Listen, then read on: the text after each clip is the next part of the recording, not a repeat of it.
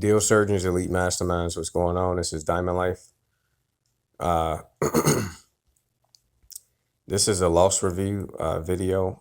I don't want to shoot this, but I was listening to a guy named San Lucci, and he's a millionaire trader. And, he talks about how people don't show the losses. And, people say they the shit. I'm pretty sure you guys have seen the channel, seen me talking all kinds of shit, like I'm the shit, can't nobody fuck with me and all that.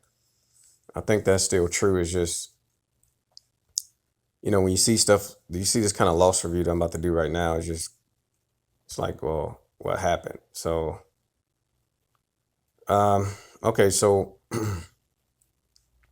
this is GJ, man. I was doing this ICT Teachers, which is, first off, let me explain that the draw on liquidity overall is up here. Okay, let me just keep it real. So this is something I got to think about. The draw on liquidity is actually up here. When I go on the higher time frame, it's all the way up here. This is where price is actually trying to draw to. Okay, so I understood that. I see prices, over here now look like it wants to come up there to that draw. I understood that, but my thing is, I was like, okay, well, hit the weekly bullish order block opening price, quote unquote. A lot of times it'll come down to the high, consequent encroachment, but when they hit that opening price, that's usually what it's reaching for. And this was like a quick, fast snap down there, that bearish wick. My thing is, I understand this was a weekly bullish order block, and I understood I would see like a push, but, or maybe this video may be too soon, but, because it could not take out this high. But if it takes out this high, then it's really a wrap. But I'm already out of the trade. I got out down here with a big loss. Okay.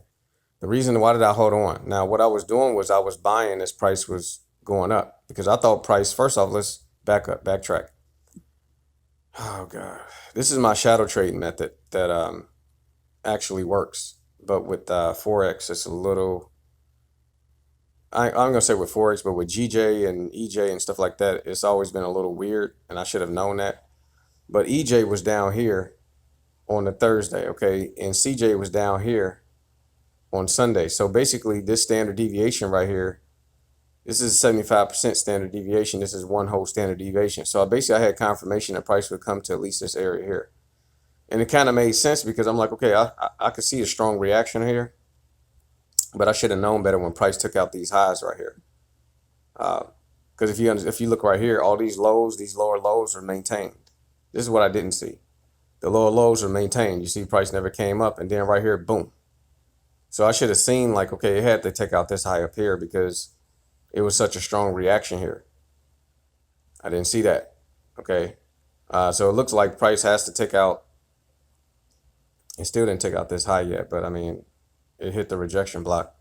But it looks like price is coming up here. But I should have seen that because the lower lows are being maintained, and then we had this huge push here. But listen, my whole thing was I thought price could come down here to my shadow trading method, which it still could do. I guess it could take out this high up here, then drop and come down here. I'm going to be pissed off if it do that, because I still could have held, even though I was in drawdown. Where's my notes? It must be on lower time frame. Yeah, I took some notes on why I got out, which is important to do. I don't see it. Maybe I can see it if I go back on a lower time frame. I think I did on the 5 minute. So that's something I got to be mindful of. But the whole thing was I had my shadow trading thing on here. And I thought price, this is the big thing. I thought price would come down here to this bullish order block on the monthly chart, quote unquote monthly, because this is the higher time frame. Let me just double tap on this. Okay, it won't show it. Hold on. See, this is the bullish order block on the 1 month chart. So I was thinking like, okay, I might see a strong reaction here, but I thought maybe it would come back down to the bullish order block high, consequent encroachment, or the opening price, which is here, and then shoot up, and then come all the way up here and do this big push. It actually may do that though. It actually may just take out this high and then retrace back down to that bullish order block down here, which is what I was waiting on, and then take off to the drawn liquidity, which is all the way up here. Okay, which I showed earlier, that, oh Lord, that high that I showed. Okay, so the reason why I took a loss is because this price was going up. I was buying. I bought here, I bought here, I bought here.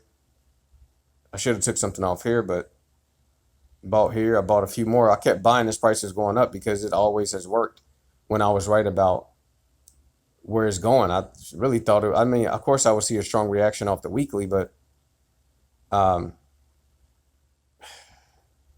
I mean, it's still pushing right now. So if it takes out this high, then drops back down, then that's something I got to think about. But I should have known better. These lower lows are being maintained. I just thought price was just going to go down here when it pushed so much strongly above these highs. So a lot of people not going to show the winning trades. I see a lot of bigger traders online. They don't show the losses, and this is just some real shit right here. It don't mean we don't know how to trade. It don't mean we not the shit. It's just like saying Lucci is really the shit. I mean, what, 10, 20, $30 million so far, and he showed $1 million plus loss recently, and I respect him for that because he don't mean he not the shit. He definitely the shit. It's just he saw it wrong, and I have to be okay with this. I just saw it wrong. I don't have to beat myself up. You don't have to beat yourself up. We need to go back and not take another trade until we understood why we lost. Thanks for watching.